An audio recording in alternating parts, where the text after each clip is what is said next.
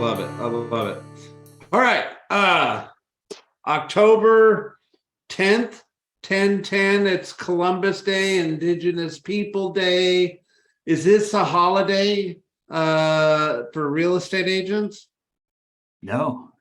I mean, not unless you've got it built in, but I think we've got so many others that are coming in the next quarter and the next couple months that I would be working today. Yeah. I think obviously there's some respect deserved of today. I'm not making light of it, but it doesn't feel like one of those holidays that we all go to take a 3-day weekend kind of thing. I don't know. I'm sure we'll see it in the numbers, but like a day of respect, but we're all still working. Yeah, and for Rockwall, we just came out of a fall break, so we had all last week off, and then I think Royce City has all this week off. So Yeah. It is what it is. All right, let's move on. Okay. Number, let me get them pulled up here. Rockwall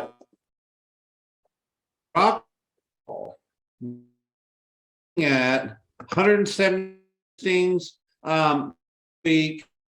I remember I was saying, look, we dropped 40 listings over the weekend, but there was basically only 11 that expired, but we sold 52. We just didn't replace it with new listings. Well, it looks like they came on this week, right? So we're at 176 new listings, 16 option pending. That number to me gives me a little pause. 2 weeks below 20, and we didn't any weeks below 20 before. So just from a velocity of writing contracts, I used to make this red line seem pretty doggone consistent. It certainly looks like the number of contracts being written have taken a little bit of a dip over the last 2 weeks. What do you make of that? it worries me a little bit. I would hope to see that in October we have a little bit of a peak happen in the sales, and it looks like we're going to have another month of a drop. It just means that much more we need to be insulating our business right now. Yeah. The pendings last week, I was pretty excited. We still had 55 pending. We dropped to 30 this week, which is considerably lower than what it had been the weeks prior, right? Like I said, and I always like to repeat, I never get excited or nervous about 1 week's worth of numbers. We're looking for trends here, but that one and this one give me a little pause to see if the velocity is slowing down a little bit, but we'll see. 42 and 52. I'm no rock. I think everything expired. Am I, or you got me? Yeah, you're lagging a little bit. Okay, sorry. All right. So anything you'd make in these numbers? Outside of just the standpoint of, we're looking at a seasonal change. So we have to kind of take that into effect right now. But it's I think there's enough writing on the wall right now with what the economy is doing that this market is going to be a little bit of a unique market. We just have to set ourselves up for it. And another reason, we just got to kind of be pressing a little harder right now. We kind of had that conversation a week or two ago about having that conversation with our family and just explaining, to keep up with what we've been doing, I'm going to have to spend a little extra time. And that's what I see right now is a little bit more than a seasonality change. Yeah. I think I'd be pressing hard on listings right now. Yeah. Anything you can front load on the listing side is certainly going to put you in a position to win going forward. I actually think, I had a conversation around how do you actually become a listing agent, Jim? Like, well, it means you have to have a strategy. And a lot of people choose neighborhoods as strategies.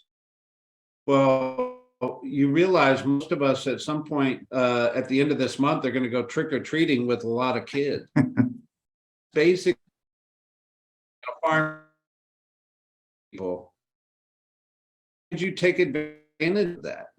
Could you have a click the QR code or go to this website for free information on our neighborhood? And then I'll just pull, you could go to, you buy a domain and create a landing page in Command that just basically had all the stats of your neighborhood. Here's a simple one. Takes 5 seconds and it's stats on your neighborhood. You buy a domain name and hand it out to people as you're trick-or-treating. How easy would that be? It's free. You're going to do it anyway, right? But it's an activity to get listings. And as we're going through stats, the people that are driving this number right here are the ones these numbers say. Jim? I lost you on a little bit of that, Brett. Oh, you did? Yeah. All right. Let's run through it. You talk.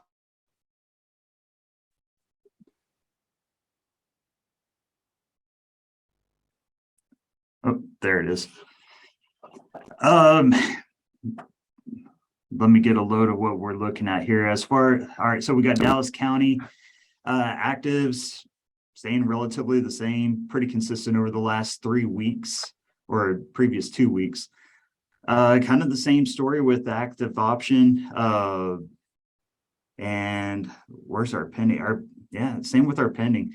Dallas County, it's staying a little more consistent than when we go towards the outskirts. Let's go over to Collin County. Let's just see if that translates. If we're a little bit of a drop in our actives and consistent with the active option, consistent with the pending. It's really interesting. And I don't know that we're that much different than the seasonality of what Dallas or Collin County, what happens there, especially if you look at just the history of the numbers going through Netris. I wouldn't be shocked if in the next 2 weeks, Brett, if we ended up having a little bit of an unusual number pop up in Rockwall County. If things are kind of staying the same. What do you mean by that? Yeah, if things are kind of staying the same, and if we're kind of keeping a status quo right now over the last couple of weeks in Dallas County, Collin County, and we've seen a little bit of a drop in Rockwall County. Rockwall County isn't that much further off on the historical numbers compared to Dallas and Collin County. And so if we're a little low here, I would expect that we have a month where our averages come up a little bit. And so we have a little bit of a high number to kind of weigh it out a little bit. Wouldn't be surprised at all if that happened over the next couple of weeks. Yep, for sure. For sure. If we run out to the lake, what's the lake doing? 89 active inventory, pretty high number. So there's still a lot of inventory at the lake. 15 option, that's a healthy number for out there. 21 pending. I mean, sitting just over 20 last 2 weeks. I'd take that number. Maybe a little off from summer, but I expect that in that market. Solds 13 a week ago, 16 this week. Maybe a little off. Nothing to really talk about at the moment. But certainly if I'm looking at 13 and 16 here versus 24 and 28 the weeks before, you can difference, right? Mm-hmm. Yeah, perfect. All right. Let's jump into some interesting Dallas news. So you and I've been talking about this. This article's on the Dallas Morning News. It said the once far-flung Dallas-Fort Worth communities, I take issue with that, are the region's next boom towns. Where do you see it? I thought it was really interesting, and I've, when we talk about kind of our migration patterns around the Metroplex, and you start explaining to people that, as people are selling in Rockwall that like the space, they move out to Royce City moves out to Caddo. You just kind of have this trickle out effect. And I think that's what we're going to continue to see. And especially with the infrastructure continue to move in all directions, really, of the Metroplex, we're going to see the tollway eventually hit in, I think Royce City is where it's coming out at. And then going all the way up near Sherman, it's going to really expand the Metroplex. I think you're going to have more businesses push out further. I don't know that the skyline changes going out further, but I think we're definitely going to see the businesses follow along the highways. It's going to make commuting easier. But it was interesting as they started talking about, even out in Salina, people are moving out of Salina and going to Gunter, and there's your next big boom. Yeah. It's funny to think about Gunter in that aspect if you've ever driven through Gunter. It is way up there. Yeah. But so is Anna. I used to think Anna was way up there, right? And we've talked about that 75 corridor being really developed over the next couple of years. I definitely see it on this map. And we also are seeing that 30 or road more, which is all in our backyard. Mm-hmm. Our backyard, and then we're going to get through this internet connection issue, Jim, just so you know. And then going out 20 and Highway 80 in Forney and Terrell, that's all in our backyard too. I mean,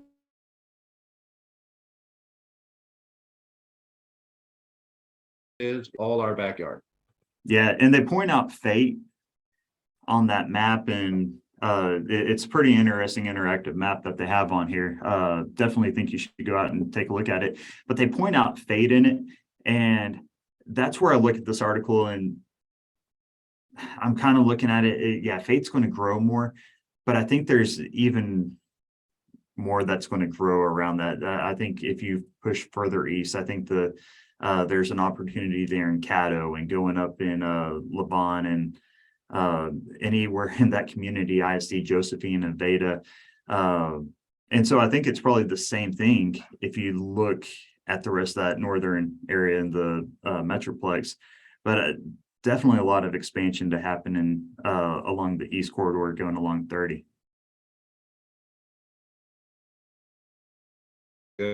Interesting.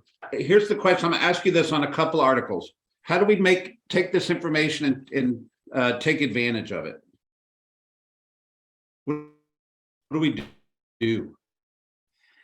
Yeah, I think there's a couple different ways that we can really look at it. Land prospect right now, right? There's a ton of it out there. Get to know, and if you do that, don't just land prospect, because when you get into development, there are some other things that you really need to know about. And going through planning, zoning, city and city council, make sure that you have a good mentor there with you, and maybe start taking some classes to get a little more familiar with what you're doing. There's a great opportunity with new builds, but as land decreases, I think we're going to start seeing prices increase again, right? That's what I've said. I think this is just a first or second wave in Rockwall County because we still have a lot of land to build on. So I think there's a lot of education to be put out there on being ready for that next push, right? And so it's a great farming area. Get to know the neighbors, have a good mail campaign, but an even better direct campaign where you're making contact with who you're sending your mailer out to. Yep. There you go. All right. Here's the Dallas head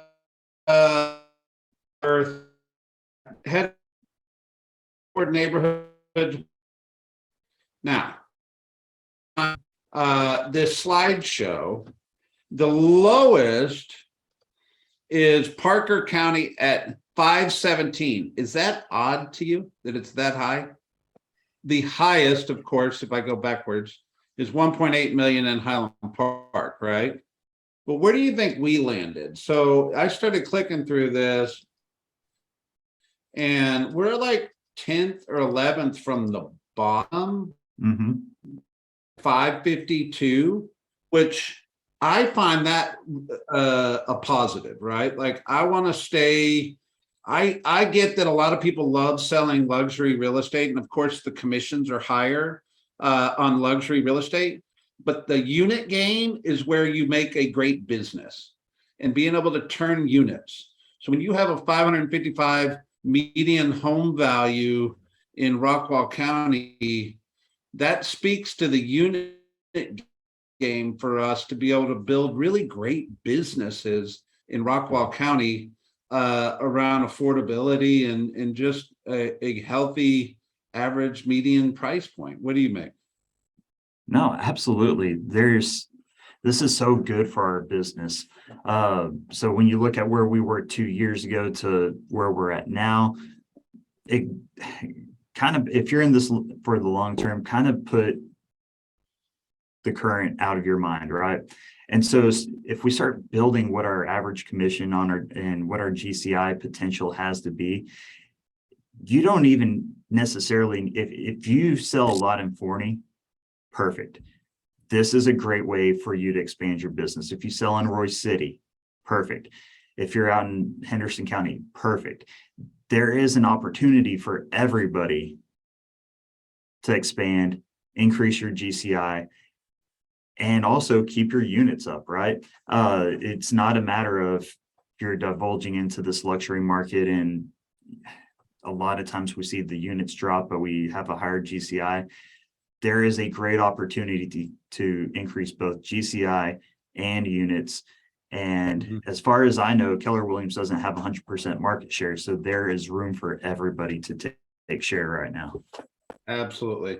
So I find this interesting. Check out this article on Dallas Business Journal. But it's pretty great news in my mind for where we all love and do business. So I find that very impactful.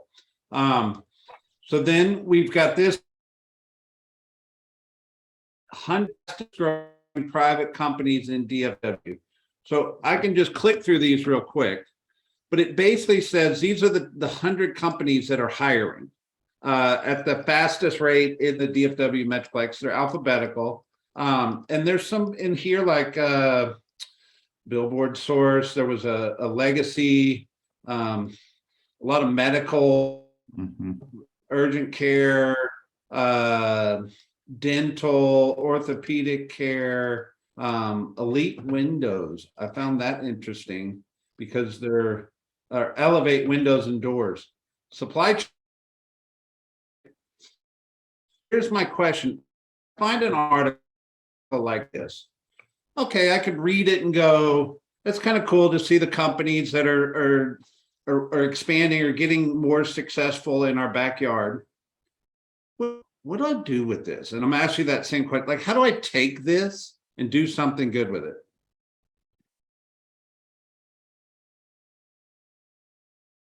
Well, I think you hit on it a little bit there with the vast majority of these companies are all financial, mainly medical. Then I think you had financial and then some building going on in there. And I think that's what we've seen kind of across the Metroplex on our growth. If you look in Rockwall County, a lot of medical. And then I venture to say you've got a lot of financial sitting there as well. Like if you are smart, know where to look. There's a great way that you can farm according to industries that are growing, right? So again, as these median home prices are going up, who's hiring? And the people that are also hiring right now, if you have an increase in demand. A lot of times, if we have a lot of spots that we're filling, that we're filling, a lot of times we see our income potential go up, right? There's a lot of opportunity there with affordability. So who can afford homes right now? I think we can look kind of across these companies right now, and that's a really great way for us to continue to farm, especially during this season. So pick one. Let's say accelerate. Who's in charge of helping new employees get settled in at Accelerate?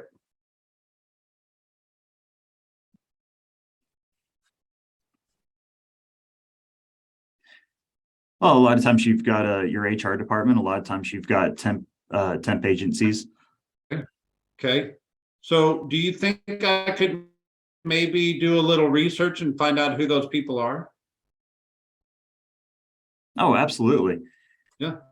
Yeah, get in touch with some relocation companies. I'm just sitting here thinking, like, I could take these 100 companies and do a little research and try to find the person that is the HR director or something like that. I could mail them all a letter saying, hey, congratulations on being the top 100 Dallas fastest growing companies. Anything I can do to support your growth, I'm here to help. Right. I'll tell you one better. I was talking with an agent a week or two ago, and this agent made a very kind gesture and sent a box of cookies out to somebody that was in a position like this. And the next week he had 2 leads that got sent back out to him. Best marketing he could have done, box of cookies. Box cookies. I bet you could go on LinkedIn and find out a whole lot of information. Absolutely. That's a great idea. Yeah. So here's the thing. This is a relationship game, whether you're trying to do business to business or you being a business to consumer, it's a relationship game. So information like this is one, it's good to know, first of all, expanding and growing, but how can you work the back end and build strategic relationships to really help your business? It's just a strategy, right? I'll say that on here and maybe one person will do it, but it's good for that one person. No, absolutely. We all need to be a lot bolder right now. Yeah. Here's an opinion that says, are we really in a housing recession? I think you and I both could have written this article. It's the big point I brought this up is there seems to be a great deal of confusion between our current conditions of the 2000 how this is not the same economic conditions that were prevalent in 2008.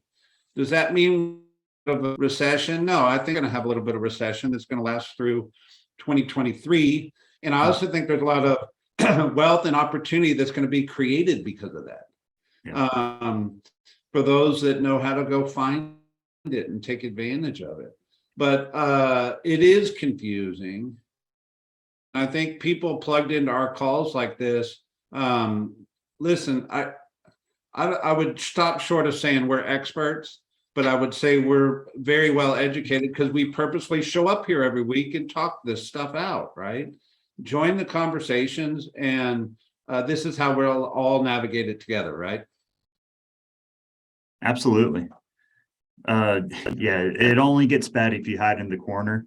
But the more that you can have conversations, the more that you can read, the more educated you can be and really form your opinion and be able to tell others also. You're absolutely right.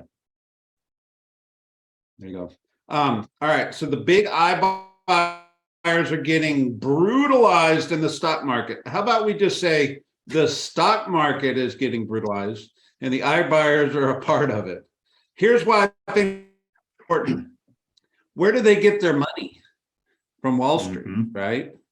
So if Wall Street is tightening or there'll be less money for iBuyer to go take inventory, which I actually think is opportunity for us next year. What do you think? Yeah, this is a really expensive industry to be in, and it's very unpredictable. I've always said that these companies are going, whatever they're doing, if it's Redfin and they've got an employee base, or if it's Open Door, OfferPad, and you're doing iBuyer primarily, these companies may go away. We may not see an Open Door after 2023, right? But That's bold, man. That's bold. Yeah, who would have thought that Zillow got out of the iBuyer game first, Yeah. right? And I think if you look at the inventory that not OfferPad, but Open Doors carrying, they're in a really similar situation, and they're having this investor issue. It wouldn't surprise me, right? But we'll see what this next year carries. But I don't think we're going to see iBuyers go away. There's going to be somebody else that takes their place, because this is a very cyclical business. And so I think if they are going to put all their eggs in one basket, you're going to have one company going in, one company coming out. I think the companies that do well here diversify, and this is just a portion of what they do. See Tim Holliger. Yep. Interesting. Last, we'll end on this. So I've been watching this company for a while. I find it very interesting. It's a company called Picasso, and it's the former Zillow guys that started this. And what Picasso is fractional ownership of second homes. So I go down to 30A in Florida, and I buy an eighth of an $8 million property for $1 million. And so 1/8 of the time, I get to go down there with all my friends and hang out in this $8 million property, but I paid $1 million for it. Obviously, fractional ownership is not a new thing, but I find this platform rather interesting. Have you looked at it? Just this morning, I thought the same thing. I had to read through it a couple of times and kind of figure out what exactly they were doing, but I actually like this. And when you think about the VRBO and Home Away and everything that we're doing, I think this is another natural progression. And Yeah. Again, I think they're right. There's some opportunity here. So it's second home ownership for an eighth of the cost. So if I click their listings, they're all, I mean, they're obviously second home markets. Coastal townhouse, you buy an eighth for $900,000. Hilton Head Island, an eighth ownership for $800,000.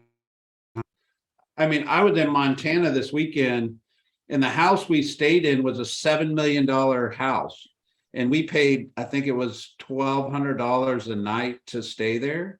But there were 10 guys. So it was like $100 a night for each of us, right?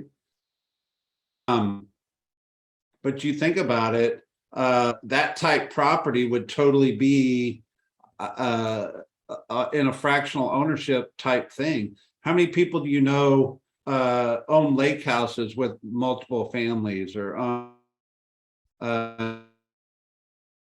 in a little more luxury style? But at the end of the day, this company, if you go down here to our story,